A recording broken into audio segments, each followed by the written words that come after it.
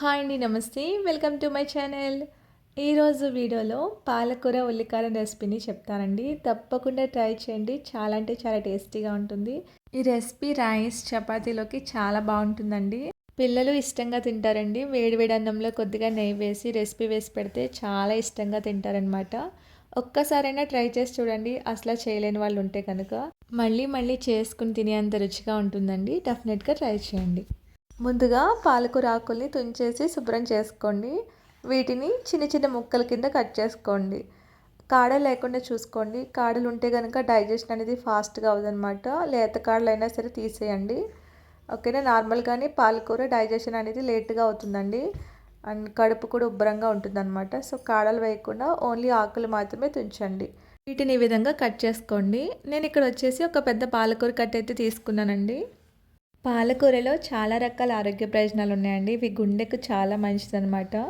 బరువు తగ్గాలనుకునే వారు ఈ పాలకూరని డైట్లో చేర్చుకోండి. కొలెస్ట్రాల్ని తగ్గిస్తుంది అండ్ కంటి చూపును కూడా బాగా మెరుగుపరుస్తుంది అనమాట. అంతేకాకుండా వీటిలో చాలా రకాల వైటమిన్లు, ఖనిజాలు ఉన్నాయండి. సో తప్పకుండా రెగ్యులర్గా వారానికి ఒక్కసారైనా పాలకూరని తీసుకుంటే చాలా మంచిదన్నమాట. వీటిలో వైటమిన్ కే అధికంగా ఉండడం వల్ల ఎముకలను బలంగా, ఆరోగ్యంగా ఉంచుతుందండి. అంతేకాకుండా కండరాలను బలోపేతం చేయడంలో కూడా సహాయపడతాయి అన్నమాట. ఈ విధంగా కట్ చేసుకున్నాక పక్కన పెట్టుకోండి.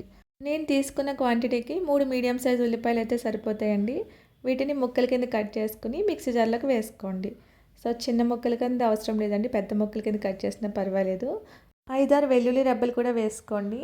సరిపడినంత సాల్ట్, హాఫ్ టీ స్పూన్ వరకు పసుపు, కారం వేసుకోండి. అందులోనే 1 స్పూన్ ధనియాలు, కొంచెం చింతపండు కూడా వేసుకొని మెత్తగా మిక్సీ పట్టుకోండి. కడాయిలో ఆయిల్, ఆవాలు, జీలకర్ర, పచ్చిశనగపప్పు, మినప్పప్పు వేసుకుని బాగా ఫ్రై చేయండి. పోపు దినుసులు బాగా ఫ్రై అవ్వాలండి. ఇవి బాగా ఫ్రై అయినాక అందులో 2-3 ఎండుమిర్చి చీలికలు, ఒక రెమ్మ కరివేపాకు వేసి బాగా ఫ్రై చేయండి. అందులోనే ఒక 4-5 వెల్లుల్లి రెబ్బలు క్రష్ చేసి వేసుకోండి. వీటంతటిని ఫ్రై చేసినాక పాలకూర ముక్కలు వేసుకుని మంటని హై ఫ్లేమ్లో పెట్టి 1 మినిట్ పాటు బాగా ఫ్రై చేయండి. పచ్చివాసన పోయే వరకు ఫ్రై చేసుకోవాలండి. ముందుగానే ఆనియన్ పేస్ట్ వేసి ఫ్రై చేసుకున్నా పర్వాలేదండి. సో ఏది ముందు వేసినా పర్వాలేదన్నమాట. సో నేను ఇక్కడ పాలకూర అయితే ఫ్రై చేశాను.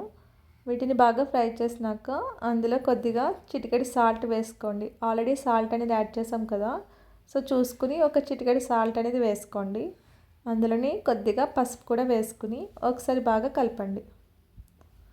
ఒక 6 నిమిషం పాటు ఫ్రై చేసినాక మూత పెట్టి లో ఫ్లేమ్లో పాలకూరని బాగా మగ్గించండి. మనకి పాలకూర అనేది చాలా ఫాస్ట్గానే మగ్గిపోతుందండి. ఒక 2 నిమిషాల్లో మగ్గిపోతుంది అనమాట. ఇది బాగా మగ్గిన తర్వాత మిక్సీ పట్టినటువంటి ఆనియన్ పేస్ట్ మొత్తాన్ని వేసుకోండి. వీడియోలో చింతపండు వేయడం స్కిప్ అయిందండి. సో కొంచెంగానే వేసుకోండి, బాగా వెరీ లిటిల్ అనమాట. ఆనియన్ పేస్ట్ మొత్తం వేసినాక ఈ విధంగా బాగా మిక్స్ చేయండి.